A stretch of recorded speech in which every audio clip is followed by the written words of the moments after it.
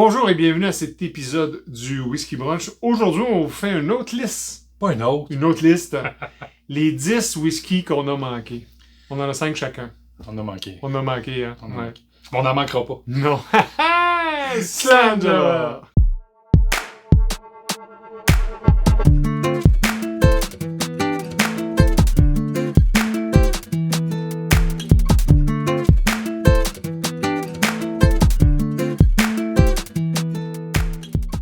Salut Martin! Bonjour Alain! Allô à la maison, on espère que vous allez bien. Aujourd'hui, on fait encore un top 10 de 2x5, on dit comme ça, de whisky qu'on a manqué. Bon. Quand je dis manqué, Martin, là, ça veut pas dire que c'est un Ardbeg 1971. Non, c'est pas ça, je dis qu'ils sont passés, là. Je l'ai manqué, c'était clair. Les manqués, c'est clair, t'as poigné. Mais qu'on a vu passer à la SAQ ou en voyage. Moi, j'en ai un comme ça. Ouais, mais ça pourrait-tu être aussi, je l'ai eu, mais il n'y en aura plus, puis il va me manquer. Oui, je vais dire ça comme ça. Ça se peut qu'il n'y en ait plus jamais. Ouais. Ouais, tout à fait.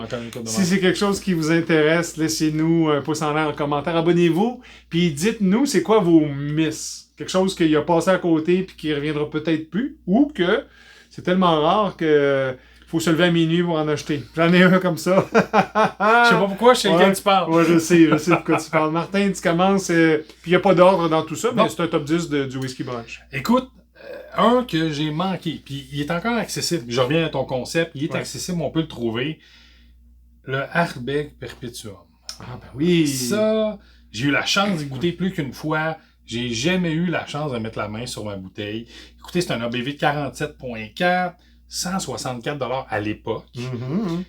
C'était, si je me trompe pas, c'est pour le Fish Ale 2015. Ça remonte à loin. Fish Ale ou pour Ardbeg Day? Fish Ale. Fish Ale, ok. Puis Fish Ale, excusez. Puis c'était le 200e anniversaire d'Ardbeg. Tu sais, genre de... Ouais, genre... Don't méga, c'est ça, Don't Miss It, là. Un méga... Écoutez, de ce que je me rappelle, ça fait quand même longtemps, soyons honnêtes. C'est très costaud, oui, le peat, le petit côté salin. C'était jeune aussi. C'était un whisky quand même assez jeune. Mais c'était la viande fumée, de la vanille, le jambon. Tu sais, tout ce qu'on retrouve d'un Ardbeg, mais la fin était courte. Ouais. Et c'était une bonne cuvée, je veux dire, comme ça. Oui, c'était pas... Là, on en a parlé. Pas, là, mais on bâche pas, mais oui, le culte Ardbeg, souvent il en sort, puis c'est juste du marketing. C'était un très beau produit. Je l'ai adoré, puis non, j'ai pas eu le moment de mettre la main sur une bouteille. Ben, c'est un bon choix parce que y en a beaucoup d'Ardbeg, on le dit souvent, ça passe, ça vient, des fois il y a des bons hits, des fois il y a des bons miss. Des bons miss. Ça, c'était un excellent hit. On a eu la chance d'y goûter au King Hall une fois, puis c'était vraiment très bon. Mon premier, je vais rester sur Islay, mais je vais aller à Port-Charlotte. Tu sais comment j'aime beaucoup le 10 ans, Repeated. J'ai quelques wine finish, casque finish. Et j'ai manqué le Sauternes, le SC01. Le SC01. Le SC01, qui était disponible, $151, 55% d'ABV. Tous mes whiskies sont un petit peu ABV dans ce que je vais te sortir là, Martin. Mais là, attends, c'est un signe. Monsieur Castro. C'est un signe. Mais on avait, selon les descriptions, parce que j'ai pas goûté, évidemment, je l'ai manqué, des notes de pêche, de raisin sucré, des noix rôties, puis au palais aussi du gingembre, des amandes, des pelures d'orange. Je retiens mes babines. Là. Mais t'es dans le Sauternes. C'était dans le Sauternes. T'es dans le bon fini de Sauternes. Puis à la fin, t'as quand même un vrai Port-Charlotte, qui est un whisky d'Islay, un peu comme le Pomerol que j'ai la chance d'avoir puis que j'ai goûté il n'y a pas si longtemps que ça. Puis tu fais, ça dénature pas le whisky, c'est un bon finish. C'est une belle façon de terminer un whisky sans oublier le distillat. C'est ça, j'allais dire, je connais des distilleries qui oublient le distillat. Exactement, on n'en parlera pas. Donc, je l'ai manqué. J'espère que je vais pouvoir le trouver à quelque part. J'ai pas cherché sur Second Market parce qu'à un moment donné, ça coûte cher. J'en ai un sur ma liste, puis tu vas voir qu'est-ce que je voulais dire par Second Market. Ton numéro 2, Martin. Écoute, ça n'est un que toi et moi, on a chacun eu. Ah? Mais il reviendra jamais. Oh. Puis je pense que pour moi, c'est un... Mais je suis surpris, je sais pas de quoi tu parles. Le Hannock 16 ans. Ah, ben oui, le 125e. 125e. Ah oui, ben oui. Écoutez, oui. C'est 56.3 parce que c'est quand même un cash strength pour chez Hannock. On parlait de 147$. C'était des American Oak ex-Bourbon. Ils ont fait, 500 bouteilles. Tu as eu la chance d'en avoir une. Oui. J'ai eu la chance d'en avoir une. C'était un Elle n'est pas finie, la mienne, en passant. Ouais, la mienne... oui, la mienne, malheureusement. Donc, je sais où venir en chercher. Mais ça a été, je pense, un miss pour moi où je vais m'en ennuyer. C'est un très bon whisky. C'était vraiment des orchard fruit, la pomme verte, le petit côté, tu sais, la muscade. J'aimais bien le champ gauche, cacao, un petit peu dedans, c'était intéressant. La vanille, le gingembre en bouche, c'est vraiment... Écoutez, puis il y a un fini céréalier que j'adorais. Oui. Le malt était très beau produit. Écoutez, si vous en voyez, parce que, vous voyez, excusez l'expression, n'importe où, faites-nous signe. Moi, je vais en prendre, je suis acheteur. Et c'est bien le 16 ans, 125e anniversaire. Ils vont en ressortir un autre. Quand on a fait la capsule Anna qui en parlait, mais c'était pas le même. C'est pas le même parce qu'il est peated. Il est peated. Mais on parle vraiment de l'original. Effectivement, c'est un très très beau produit. Bon point, Martin. Mon deuxième, c'est quelque chose qui a passé il n'y a pas si longtemps à la SAQ, Martin, et dont j'aurais dû me lever à minuit 1 pour avoir une bouteille, parce qu'à minuit 4, il n'y en avait plus. Ça sent l'Irlandais. Ça sent l'Irlandais, le Blue Spot. Le Blue Spot, qui est un Irlandais triple distillation, mais casque strength 58,7%, 112 $. J'ai eu la chance d'y goûter, par contre, pas à la SAQ, mais dans un de mes voyages à New York, j'ai fait oui, faut que j'en trouve. Et j'en vois nulle part. Là. Puis je sais qu'il y a des gens qui nous écoutent peut-être qui en ont acheté plus qu'une, mes petits verras. Mais je me suis pas réveillé. J'aurais dû mettre mon réveil matin puis me réveiller à minuit, mais à un moment donné, il faut rester calme aussi, il faut vivre. Donc le Blue Spot, c'est juste un 7 ans. Mais il y a eu un finish de bourbon, de sherry et de Madeira. Ouf, la Madeira, c'est bon. C'est des épices avec du gingembre, de la cannelle, après ça, des bananes cuites, de la pomme, des bananes, des pommes cuites, de la frangipane au nez. Juste au nez, là. Je suis juste au nez. Au palais, c'est vraiment très épicé, avec beaucoup de poivre noir. C'est rond, c'est crémeux. La fin, c'est du chocolat au lait, avec des fruits, des noix, et un peu le rhum à la fin. Non, c'est vraiment très bon. Ça se dit on est loin de l'Irlandais classique. Oui. Et je mets au défi de tout le monde qui en a acheté un et qui écoute cette vidéo-là de me dire qu'il ne l'aime pas. Et c'est pour ça que ça part vite. Et je sais pas pourquoi il n'y en a pas plus. Ça, c'est une autre question que j'aurai un jour. C'est un 7 ans. Ça devrait... c'est un casque strength. Je veux dire, c'est bon. Il y a des je pense que c'est le Madeira. Je pense que c'est le Madeira. C'est le fini de Madeira. Puis deuxièmement, et j'enlève rien aussi... Est-ce qu'il y a des questions? Est-ce qu'il y a une allocation? Il y a tellement de choses qui peuvent influencer. Est-ce que les gens de la SAC ont voulu en acheter plus? Ils ont été limités? Il y avait 100 quelques bouteilles. Voilà, tu sais, souvent, dans mes voyages aux États-Unis, je vais toutes les liquor stores puis je regarde. Ils ont du green, du yellow. Ils ont presque pas de red. Ils n'ont jamais de blue. Écoute, mon prochain voyage, je porte attention pour toi. Si jamais vous en avez une, ça me surprendrait que vous vouliez vous en débarrasser, mais écris, et puis Alain, il va la prendre. Le Blue Spot, whisky irlandais. Ton troisième, Martin. Écoute, un autre que j'ai eu la chance de mettre la main, mais qui ne reviendra plus. J'ai trouvé quand même une semi-alternative, mais il me manque. On va chez Aubin. Puis c'est la série qu'ils ont fait pour Game of Thrones, qui était le Reserve of the Night Watch. Oui. 43 d'ABV. Écoutez, j'ai pas été en mesure de l'acheter à la SAC. Ils l'ont pas eu ici. J'ai vraiment trouvé dans l'ordre de voyage. Écoutez, la bouteille est super belle. Superbe, ouais. Si vous êtes des fans de Game of Thrones, c'est intéressant. Mais le goût, juste au nez, la paille, le tangy, la cerise... en bouche, la réglisse noire que j'aime vraiment, qui est important. Je trouvais que ça balançait bien avec le thème, les murs.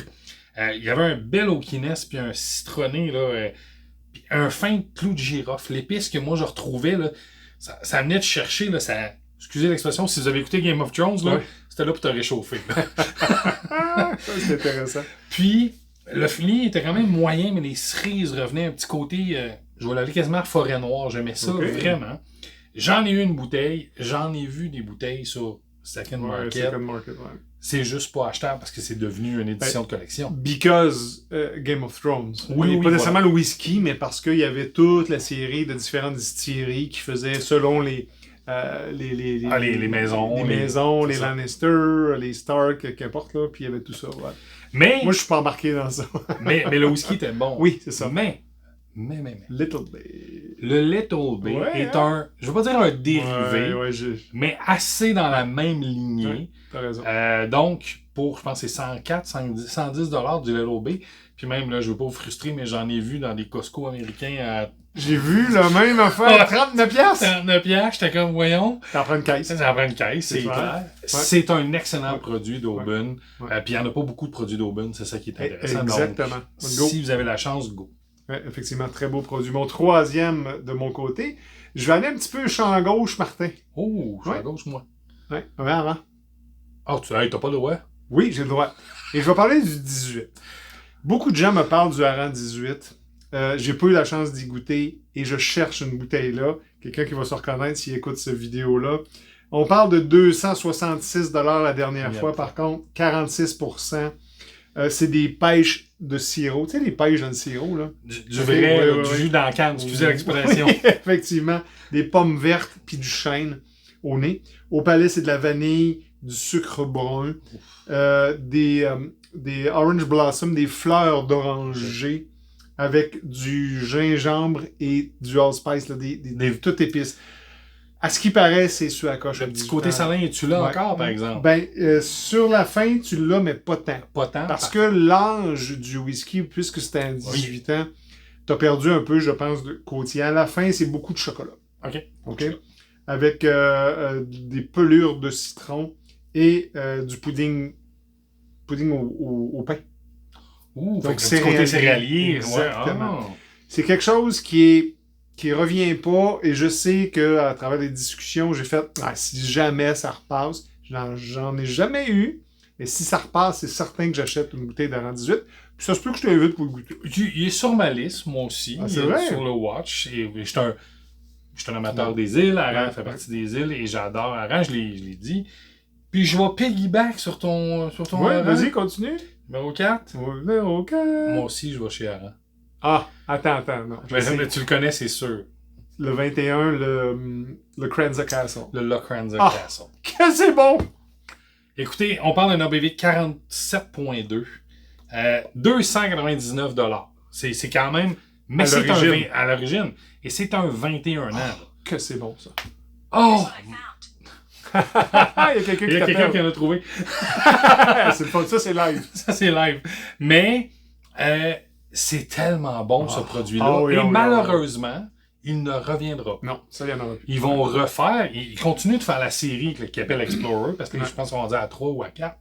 Mais la Explorer 2, écoutez, j'ai vu des bouteilles, puis je veux même pas vous parler du prix, sur le second market.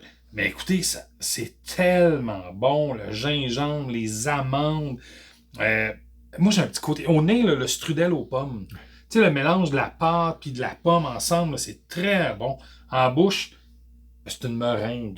C'est bon. Là, c'est le grillé des pommes. Le cacao, les allspice sont là aussi. Même chose que dans ton 18. C'est tellement, tellement bon. Le petit chocolat noir à la fin, les fruits séchés, puis... C'est équilibré. C'est rond. C'est rond, là. Il n'y a rien qui punch, mais tout est là. Mais c'est ça, j'allais dire, il n'y a rien qui... Non, mais tout est là. Parfait. C'est juste comme tout.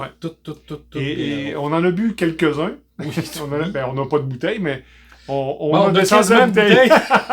On a descendu la bouteille au King Hall. Quand qu'on va ensemble, puis qu'on va là, puis qu'on se dit, hey, on se gâte, on sait c'est quoi. On sait c'est quoi, puis c'est vraiment, vraiment très bon. Très bon choix, Martin. Au numéro 4, je m'en vais chez Campbelltown. Pas chez, mais à Campbelltown. Je m'en vais à Springbank. Ça, c'est rare aussi, très difficile. Il y a quelqu'un qui vient d'en faire une bouteille il n'y a pas si longtemps, un 12 ans. Cask Strength. Je suis encore là-dedans. 57% d'ABV, c'était 132 $. Ça a vieilli 42% dans des casques de sherry. 25% dans des casques de Bourbon, et 25% dans des casques de Bourgogne. Oh, fait que, attends une minute, là, mon petit côté, tu sais présentement comment j'aime les wine casks. Exactement. Donc, c'est très riche, c'est doux, des notes d'orange, de chêne, de fruits. C'est très, très fort parce que c'est un cask strength, mais c'est très doux because le finish. Et ça finit en Porto à la fin, pas ça, 8%. Ouais, c'est ça. Donc, des épices À la fin, là, c'est des baies confiturées, soupçons de tourbe. Allez voir sur SAQ, je relis ce qu'un gars a dit dessus, parce que j'ai pas goûté. Mais ça fait partie de ma liste de dire, oh, je le vois. Soyons honnêtes, juste un Springbank 12, c'est difficile à trouver. Un Springbank, là, j'imagine le Cask Strength. Mais ça, c'est sur ma watch list, je veux dire comme ça. Pas des night watch, mais sur ma watch list. De dire, si jamais ça repasse, je vais essayer d'en obtenir. Puis, évidemment, ça doit être des batchs, parce que veut pas les finishes, puis 12 ans. Mais ton Cask Strength doit varier. Il va varier, peut-être, probablement que l'ABV va changer, mais c'est vraiment sur, quand ça a passé, je l'ai manqué, un Springbank Cask Strength 12 ans. Ton dernier produit, Martin? Mon dernier, je t'en veux, puis tu le sais. Je pense que c'est ça que tu t'en vas. Écoute, je fais une courte histoire avec ça. Ouais. Tu m'en as pas parlé. Je t'invite à souper, on descend, tu me dis, je t'ai amené de quoi? Puis t'as mis ça sur la table, je t'en voulais. Ouais. Au moins, j'y ai goûté. Tu as goûté? J'ai goûté plus qu'une fois, mais je t'en voulais. Écoutez, je vous le cache, le Big Pete Smokehouse, qui était le Fish-Hill 2023. Ouais. J'ai pas mis la main sur la bouteille. Quel beau produit. Ouais. Écoutez, 48%, je pense qu'il vendait 115 à la sac. Hein. Quand je dis je l'ai même pas vu passer, là, ça. Quel beau produit. C'est très très bon. Je suis un amateur de Big Pete, mais c'est viandeux, c'est hearty, le chêne, les murs, tu sais, là. C'est meaty, j'adore ça. Puis il y a le petit côté salin que j'adore de chez Douglas Lane. Je suis juste comme, écoute, regarde, ça a un beau poivre à la fin, un beau petit fini.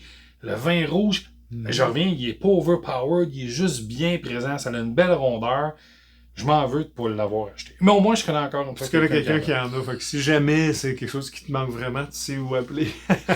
Mais c'est vrai que c'est un beau produit. Puis, vous allez voir la capsule Big Pete qui va sortir à un moment donné. Si elle n'est pas là, elle s'en vient. On en a beaucoup d'avance. Et on est d'accord que les produits Big Pete, Fish-Hill, sont vraiment très bons. Sont sur la coche, ouais. Quand vous envoyez un, là... n'hésitez pas. Tu sais, ça dépasse jamais 115, 120. Très, très rare. Go! Si vous aimez, évidemment, ce type de whisky-là, peated, avec des finishes différents, c'est vraiment, vraiment exceptionnel. Mon dernier, je te surprendrai pas. Devine où je m'en vais. Attends, je mettrais un 2 piastres sur un... Oui, exactement, là. Talisker. Exactement. C'est quelque chose que j'ai vu une fois dans ma vie, que je n'ai pas bu, mais que j'ai vu et que je n'ai pas acheté. C'est un Travel Edition de Talisker. C'est le 57 North. Ouais. 57% d'ABV. Aujourd'hui, je peux en trouver une encore sur Second Market. J'ai failli l'acheter. Combien, ça? 499 US. Voilà. Donc, mais il ne faut pas virer fou non plus. Mais pour une bouteille qui, originalement, était quoi? 100? Je veux dire, peut-être 150. 150, je ne sais pas à l'origine, là. Mais c'est Cask Strength. C'est très doux malgré tout, mais on a tout le côté fort de ce qu'est Talisker. Ça a gagné en 2012 le Top Prize de whisky, World Whisky Award 2012. Puis je l'avais vu dans un voyage que je revenais. Tu sais que quand je suis allé quelque part dans le monde, puis je passais par Charles de Gaulle à Paris, puis il était là. Et je ne l'ai pas acheté parce qu'à un moment donné, on fait des choix dans la vie. Et je le regrette amèrement aujourd'hui. C'est quelque chose qui, je pense, ajouterait facilement à ma collection. Puis là, je suis une tangente collectionneur. mais là, attends, Eric. Ouais, Eric, t'as dit ça, stock, Eric? Non, mais Alain, dis-toi une chose. Ouais. Si tu l'avais acheté, on serait pas là pour en parler. Exactement. Donc. Puis il n'y en aurait peut-être même plus dans ma bouteille. Donc, Talisker 57 North, c'est sûr que c'est quelque chose que j'aurais aimé beaucoup, que c'est un gros miss. Mais c'est pas grave, il y a d'autres produits qui vont sortir à un moment donné. T'as eu une belle bouteille de Parley. Le Parley, elle m'a coûté cher, mais elle est excellente. Voilà. Ouais, c'est ça. Puis les Limited Edition aussi de Diageo. C'est tout ce qu'on avait pour vous, notre top 5, top 10, qu'importe du Whisky Brunch. On espère que vous avez apprécié. Laissez-nous donc en commentaire ce que vous aimez, mais que vous avez manqué. Vous dites, Mazette, si j'avais eu ça, je serais tellement plus heureux. Si jamais on l'a, on peut trader. Ouais, hey, j'aime comment tu penses. Merci d'avoir été là. Laissez-nous un pouce en l'air, un commentaire, abonnez-vous. Et on vous dit, Drum on!